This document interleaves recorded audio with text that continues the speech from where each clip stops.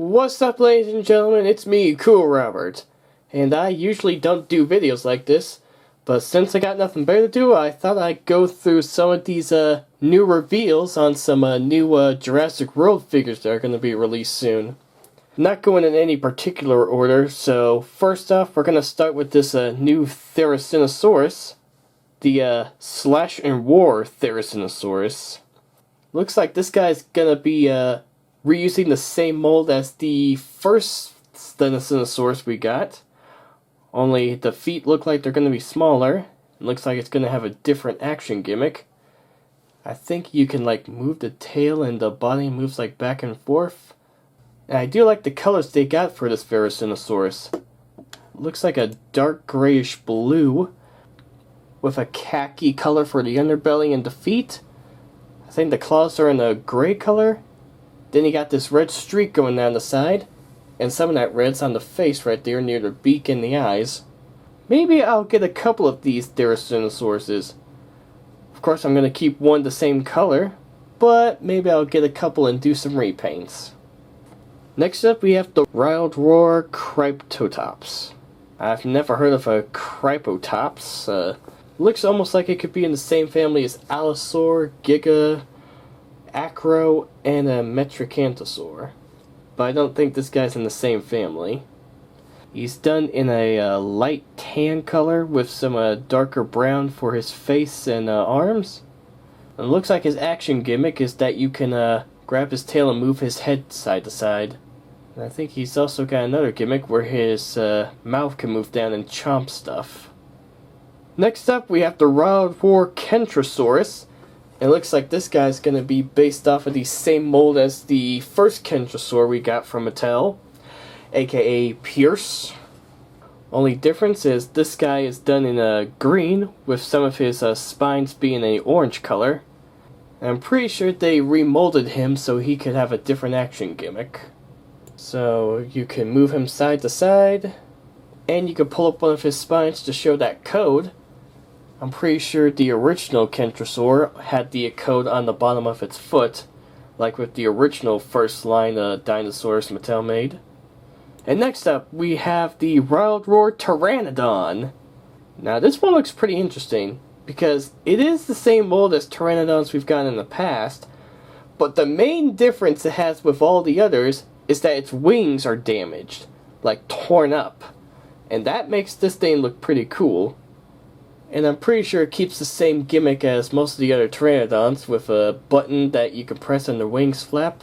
But the main reason I'm interested in this Pteranodon in particular is because since the wings are damaged, it makes it look similar to the Ankylorhinodon, which is a hybrid from Jurassic Park Chaos Effect. So theoretically, if you guys wanted, maybe you could get your hands on this guy, customize him into the Ankylorhinodon.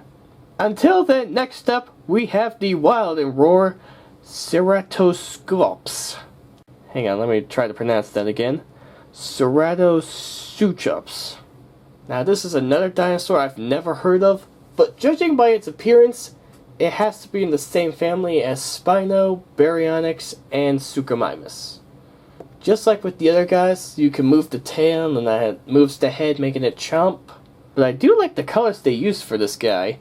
The dark gray, and then the front of him is yellow, and some of the dark gray has some stripes going on them. And I like how the eye's done in this dark red. Oh wait, it's not dark red, it's regular red. But still, makes it look pretty menacing. And next up we have one of my favorite reveals. This is the Epic Attack Scorpius Rex. Now, we did get some Scorpius Rex figures from Mattel. Unfortunately, I missed out on both of them. What? So hopefully this could be my shot at getting a Scorpius Rex in my collection. It looks like you can press a button on the side that can make it roar. And I think you can press down to make the mouth open up so it can chomp on someone. So it looks like this Scorpius uses the same body mold as a previous Scorpius Rex figure. Not sure which one exactly. But I think the main difference is the arms and the head. The head obviously looks a little bit more accurate to how it looked in the show, which is pretty interesting. And then the next reveal is a fellow Epic Attack toy. It's the I almost said Indominus Rex. It's the Indoraptor, you fool! Get your head in the game, man! So anyways, the Indoraptor looks pretty menacing with all those teeth.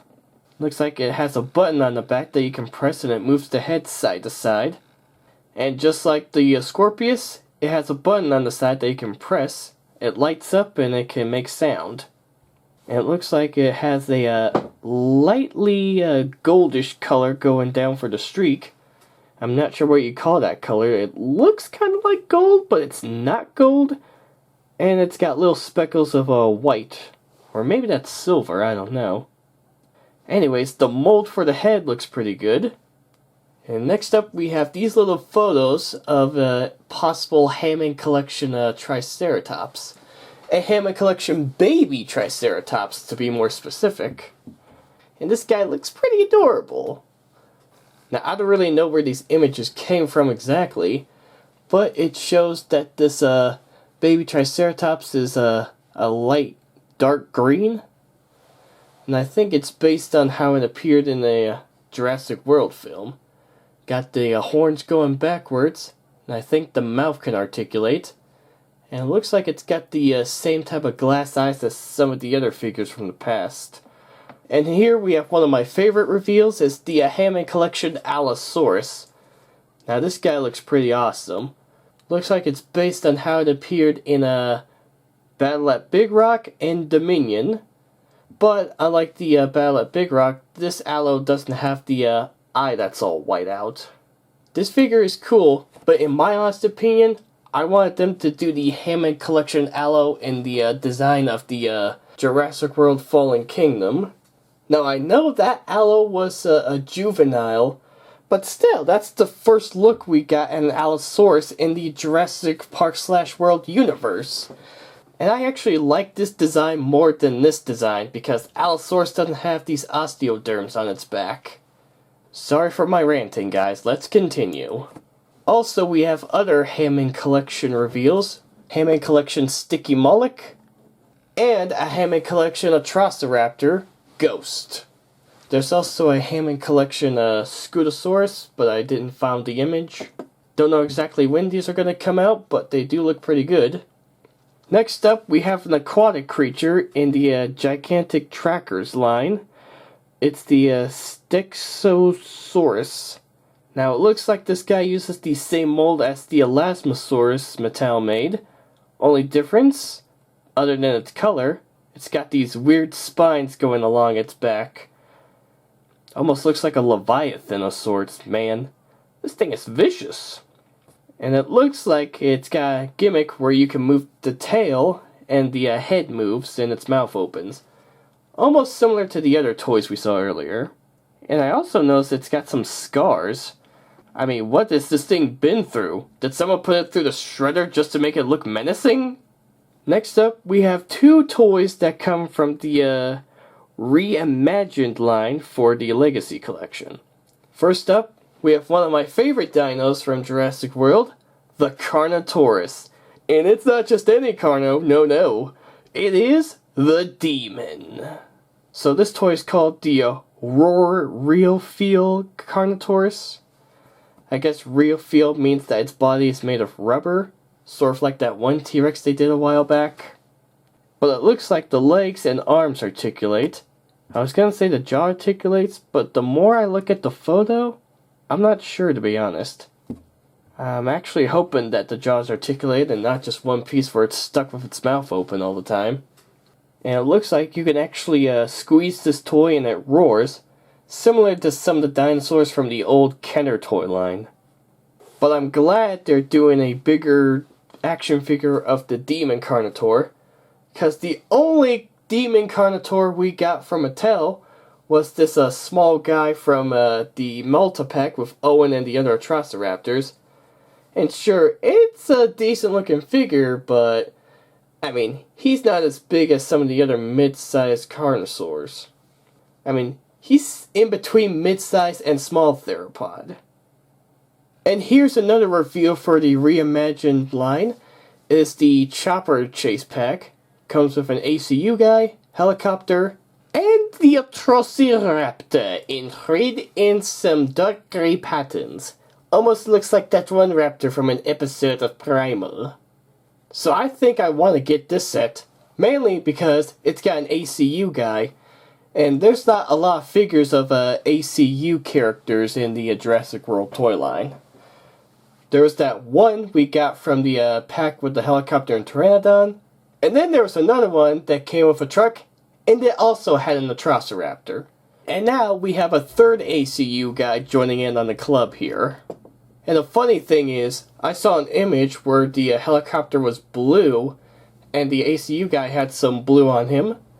But the revealed product they showed, the helicopter was a tannish turquoise, and the ACU guy had some dark gray. I was fooled, man! I was fooled! But regardless of that, I'm glad we're getting this set. It's going to be a nice addition to the collection. Although, I wish the helicopter looked a little bit more realistic. I mean, you don't see a helicopter like this every day, do you? And one more thing I want to show off here is actually something one of my friends showed me. It is a Jurassic World Chaos Theory figure of a Jackapoo. I have no idea what this dinosaur is, but I think it might be in the Ankylosaurid family. Now that I think about it, I think it might have been a dinosaur that was featured in the movie 65 starring Adam Driver. Same guy who played as Kylo Ren. Anyways, that's going to be it for this video. Let me know what you thought in the comments down below. Like and subscribe if you want more videos. Hit the bell for notifications. Till next time, see you guys later.